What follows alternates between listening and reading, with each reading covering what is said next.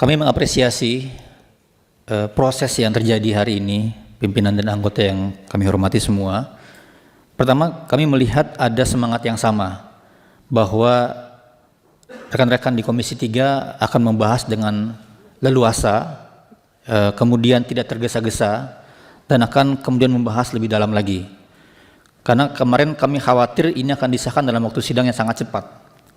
Dan kekhawatiran kami, kenapa? Karena sering terjadi di undang-undang yang lain gitu. Jadi tiba-tiba disahkan sebelum pembahasan yang panjang. Jadi kami berkaca kepada undang-undang yang lain. Nah, hari ini komitmennya jelas bahwa forumnya akan dibuka lebih luas.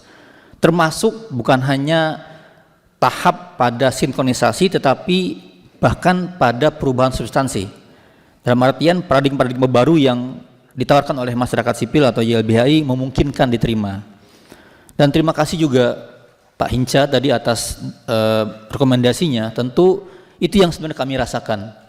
Dan teman-teman semua, Bapak Ibu yang juga masukkan, itu yang kami rasakan. Jadi keseharian kita memang menghadapi hal-hal yang ya harus kami lakukan gitu. Hari demi hari nggak pernah berhenti tuh orang meninggal di tahanan. Dari mulai Si Junjung, dari mulai Cipulir, dari mulai Palu dan mana-mana itu tiap hari kami bertemu seperti itu gitu. Dan RKUHP tadi saya bilang bahwa dalam beberapa hal dia mengadopsi hak-hak yang baru. Tetapi hak baru ini tidak diberikan jalan bagaimana kalau itu terlanggar. Jadi kami di draft ini sebenarnya memberikan way out. Ada hak tetapi bagaimana hak itu berdampak pada proses hukum. Ada pelanggaran misalnya, kekerasan. Solusinya bagaimana? Solusinya menurut saya, Pak Pong, itu mandat di Undang-Undang 598 dan standar di internasional itu dieksklusi buktinya. Jadi misalnya di beberapa negara, kalau ketahuan ada bukti yang didapat dengan tidak sah, orang-orang itu nggak berdebat di pokok perkara. Itu selesai oleh hakim di Prapid, itu nggak bisa dipakai. Itu. Jadi kalau ada berkas yang tanda kutip ya, penyidiknya bermain-main. Ada 100, dikasih berkasnya 80. Diberikanlah ke tersangka. 20 disembunyikan dengan dalih ABCDE. Maka 20 ini nggak bisa dipakai di pengadilan karena ada permainan di sana gitu. Jadi kita penting memastikan hak-hak yang Bapak Ibu sudah berikan, hak itu bisa. Ya. Saya potong sebentar. Ya. Saya mau tanya ini. Ya.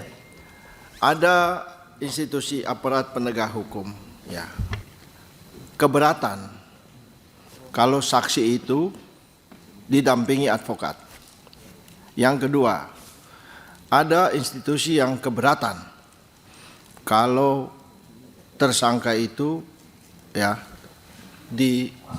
dipakai masker, ya, diumumkan di depan umum. Menurut pendapat YLBHI bagaimana? Gitu. Silakan. Selesaikan dulu atau langsung tanggapi, silakan. Ya, kami sependapat dengan posisi Komisi 3 yang selama ini berbicara seperti itu. Bahwa harusnya kita yang mengatur bagaimana penyidik bekerja. Harusnya begitu loh. Kan semangat rekan-rekan adalah bagaimana hak tersangka terlindungi. Jangan kemudian tersangka dieksploitasi sedemikian rupa seolah-olah sudah ada penetapan bahwa dia bersalah. Itu kan begitu, Bang. Ini bahaya. Prinsipnya adalah